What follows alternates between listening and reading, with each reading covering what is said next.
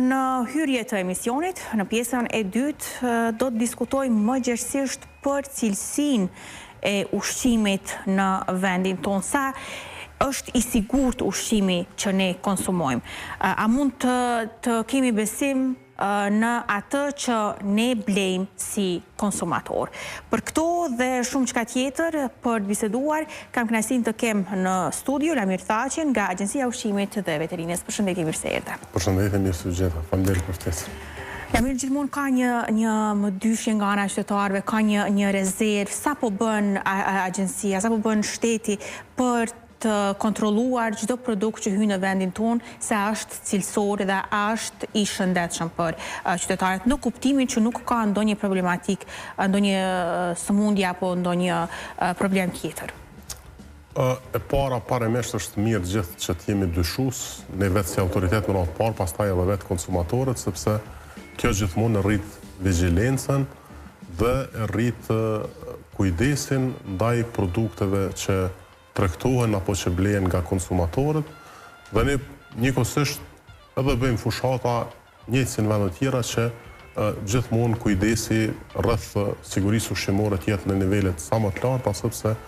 burimi i shëndetit dhe jetës së qytetarëve është një prej burimeve është ushqimi dhe për këtë arsye ne gjithmonë kërkojmë që të ketë kujdes. Produktet cilat aktualisht janë në treg, ato gjithmonë i kalojnë kontrollet zyrtare të Agjencisë së Ushqimit dhe Veterinarisë, dhe vetëm atëherë kur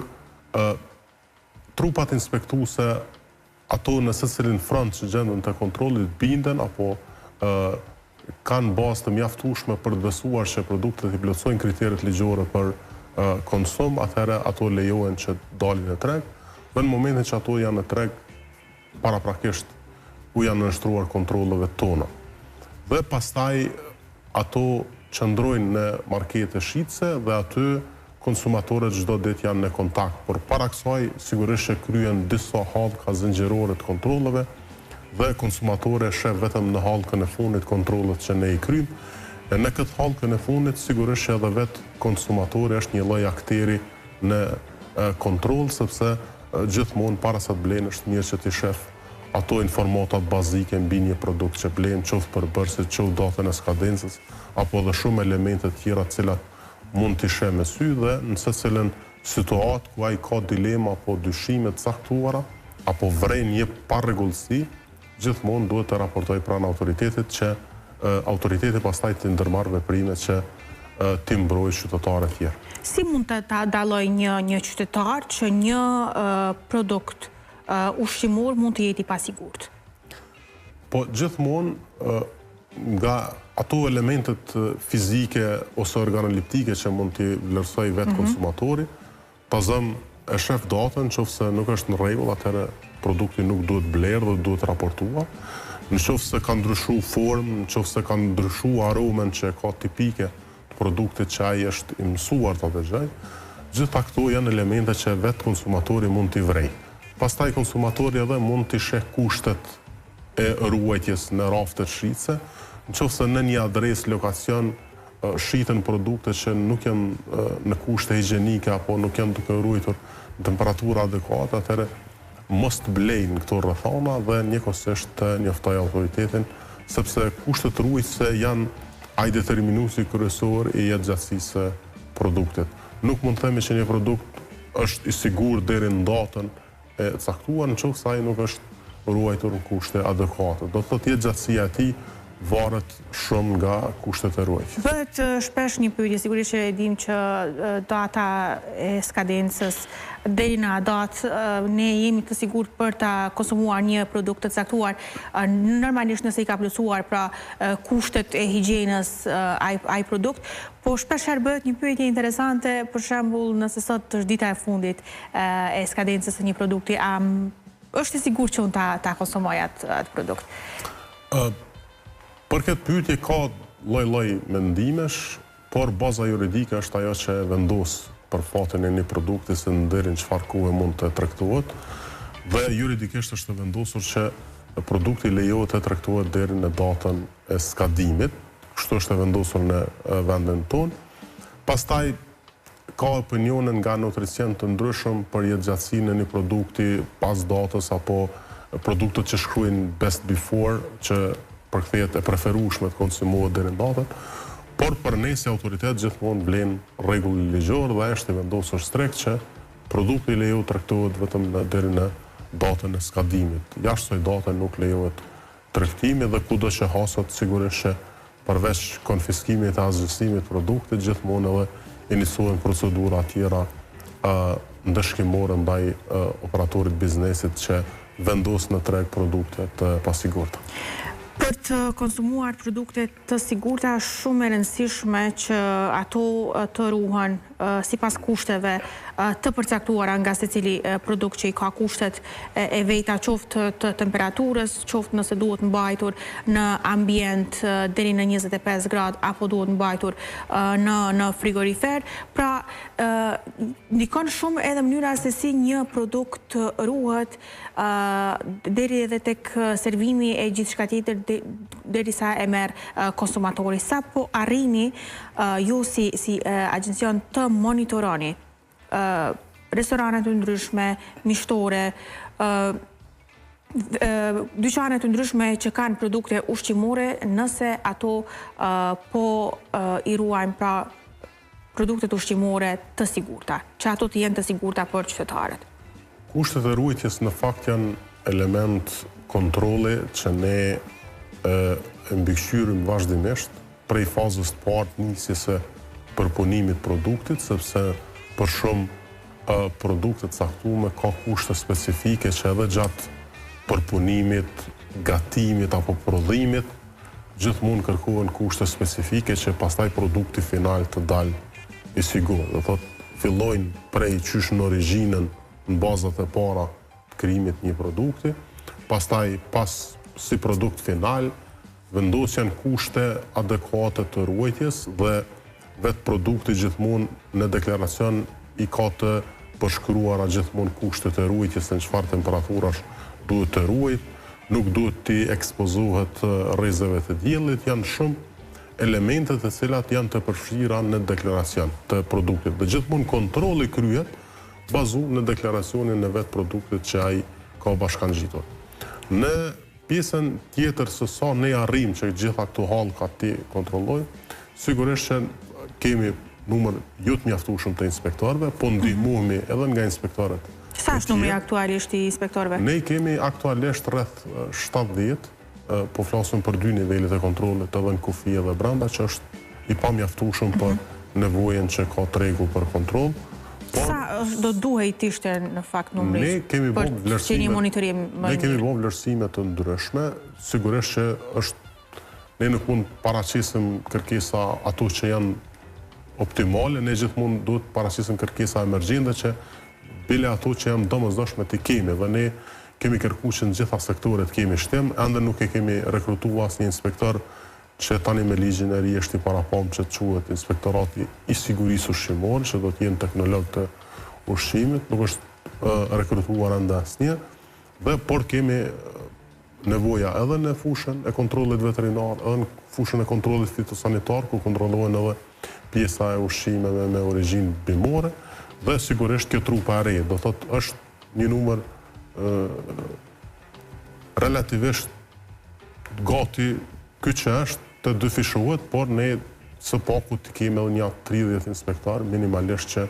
ne pastaj të kemi më shumë hapësirë, më shumë kontrole, të arrisim frekuencën, sepse të ushqimet është të kontrolli, po flasim që realizon agjencia, shpeshherë nuk ka dhe orare të rregullta, sepse kur kemi ankesa, kur kemi rastet incidente në ushqim, ne sigurisht që do të nxjerrim inspektorët dhe jashtë orareve të punës. Në pika kufitare punojnë, edhe pas orareve zyrtare, vetëm që të arrijmë që sa më shumë të kryejmë kontrolla që produktet që dalin në treg të jenë të sigurta. Ka diçka konkrete nëse do të kemi një rritje të stafit, të inspektorëve? Ka diçka konkrete, do të thënë një premtim konkret, ndonjë konkurs që do të hapet, apo akoma nuk dim asgjë? Ka shumë vite që e kemi diskutuar se çështje, ka shumë vite që kemi paraqitur kërkesa në vazhdimsi, ka shumë vite që kemi marrë premtime që do të nisë ky rekrutim dhe do të punësohen këta inspektorë, por fatkesisht ende nuk ka ndodhur. Në vitin 2022 kemi pas një transferim nga inspektoratet komunale që kanë kalu në agjenci, pastaj u ndryshua baza ligjore dhe një pjesë e tyre ka kalu në Ministrinë e Shëndetësisë, do të folë për inspektoratin sanitar, dhe këta me njëherë kanë paraqit nevojën që ne të kemi përsëri inspektor, sepse thuaj se afërsisht gjysma kanë kalu në Ministrinë e Shëndetësisë dhe ata janë duke kryer punët e mandatit tyre që kanë në fushën e kontrollit sanitar dhe gjithashtu na ndihmojnë edhe neve në secilin rast kur ne kërkojmë qoftë inspektimet përbashkëta, qoftë ta mbulojnë ndonjë kontroll që ne nuk arrim ta bëjmë, janë duke punuar edhe në fushën e kontrollit ushqimor që është bazë ligji i ushqimit. Në ndërkohë do të diskutojmë edhe për kafshët, pra ka qenë një lajm i fundit dje nga Ministria e Bujqësisë, Pyllëtarisë dhe Zhvillimit Rural që pra kemi rastin e parë konfirmuar me sëmundje infektive të tuberkulozës që është identifikuar me 3 mars 2026 tek një fermer në fshatin Lubisht, komuna e Vitis. Sa po arrini të bëni edhe monitorimin e fermave dhe të këtyre problematikave shëndetësore tek kafshët në mënyrë që të mos arrim deri tek probleme të tjera, sepse dim që disa prej sëmundjeve që janë tek kafshët mund të barten edhe tek njerëzit. Në këtë rast është një sëmundje që mund të bartet tek njerëzit. Ne në baza vjetore hartojmë politika për luftimin dhe parandalimin e sëmundjeve infektive, ato që ne quajmë zoonotike, që barten nga kafshët tek njeriu, dhe edhe ky rast kemi të bëjmë me hyn tek sëmundjet e kësaj kategorie, dhe ne kemi pas edhe raste të tjera, të cilat në vazhdimsi jemi duke munduar që t'i menaxhojmë sa më shpejt, dhe këto kafshë t'i marrim dhe t'i azgjësojmë sipas procedurave veterinare për të penguar apo parandaluar përhapjen e sëmundjeve. Por ajo që është mirë të theksohet është se gjithmonë fermerët janë bashkëpunues dhe ne sa herë që kemi pas rezultate pozitive në këto sëmundje, gjithmonë kafshët janë marrë të izoluara dhe kjo po vazhdon të respektohet, sepse në të kundërtën kushdo që nuk e respekton urdhrin e inspektorit, ai përveç shkeljeve tjera kryen edhe vepër penale, sepse mund të rrezikojë shëndetin e përgjithshëm publik, dhe në këtë drejtim ne i japim gjitha paralajmërime. Po arrin të izolohen këto raste në mënyrën e duhur, në mënyrë që gjitha rastet kur në momentin e parë që kemi një rezultat pozitiv, me njëherë njoftojmë fermerin që ai duhet të ndërprej çdo lëvizje të kafshëve edhe çdo konsum të produkteve që dalin prej tyre, deri në momentin që pjeken kushtet për të kryer azgjësimi i tyre, pastaj kryhet edhe kompenzimi këtyre fermerëve. Këto janë sëmundje aktive që janë në rajon dhe ne jemi duke bërë më të mirën që të pengojmë përhapjen e tyre dhe të kemi sa më pak raste të prekjes së kafshëve, sepse në vazhdimsi kjo ndikon edhe në uljen e fondit blegtoral dhe ne po mundohemi që ta ruajmë, sepse është një dikaster ekonomik i cili ka impakt në ekonominë e vendit, sepse ne jemi konsumues të përditshëm të produkteve që dalin prej kafshëve. Kur jemi edhe tek azgjësimi, qoftë i kafshëve që kanë problematika të ndryshme shëndetësore, qoftë edhe i produkteve ushqimore që nuk janë të sigurta për konsum, si funksionon procesi i azgjësimit? Sa i sigurt është ky proces në mënyrë që mos të kemi ndonjë kontaminim të ndonjë ambienti të caktuar, meqense këto janë produkte jo të sigurta ose kafshë të cilat janë të sëmura? Sa i përket produkteve ushqimore, gjithmonë azgjësimi kryhet në deponitë e caktuara nga Ministria e Ambientit dhe ne gjithmonë kërkojmë që nga operatorët ekonomik që të kontraktojnë kompanitë për mbartjen e mbeturinave dhe gjithmonë ato shkojnë në deponitë apo lokacionet që janë caktuara paraprakisht dhe komplet ky azgjësim kryhet në prezencë të inspektorit kompetent varësisht nga lloji i produktit që azgjësohet, ndërsa kafshët aktualisht janë duke u gruposur në për varrezat e kafshëve, në për komunat për kace ku ndodh shpërthimi i sëmundjeve. Me disa komuna kemi pas probleme të vazhdueshme se ende nuk kanë lokacione të definuara për vendvarres të kafshëve, por në përgjithësi edhe ata po munduan që të bëjnë më të mirën që t'i caktojnë lokacionet. Sa më shpejt që ato t'jenë gati në momentin që kemi ndonjë rast eventual, njoftohet agjencia për lokacionet dhe ne pastaj kemi kompaninë e kontraktuar me cila e kryen asgjësimin, derisa të krijojmë një formë të re të asgjësimit të kafshëve që rezultojnë pozitive në sëmundjeve infektive që janë asgjësimi përmes incineratorëve apo fabrikave për tjegjen e kafshëve dhe mbetje shtazore. Në rast, do me thonë, natyrshëm mund të lindë një pyetje si qytetar që